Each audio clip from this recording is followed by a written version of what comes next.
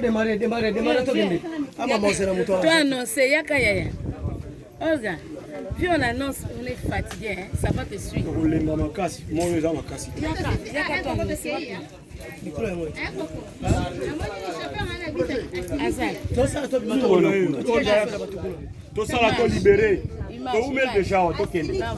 Mais oui, on annonce. Oui. Ça va? Olga banda.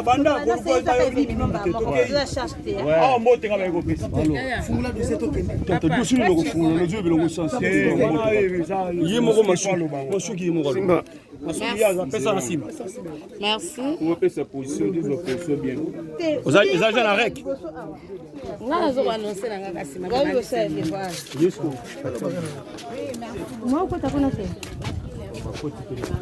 Ouais, merci chers amis internautes.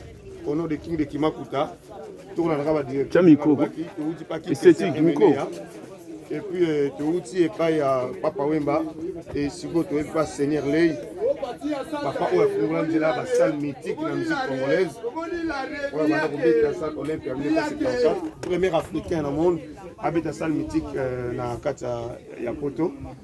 Tu vois que les Kabouété attend que le King de Kimakuta spiritu.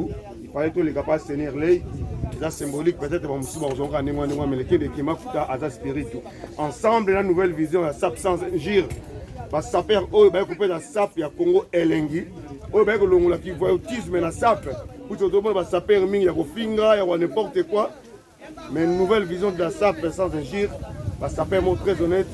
Oh, parce que là, oh, poteau ennemi par tous les cas, ça peut la poteau. Là, les gars, pour aider de couper sa salutation à Seigneur Lei, na combat le King de Kimakuta. Toutes nos condoléances, que ton âme repose en paix. Merci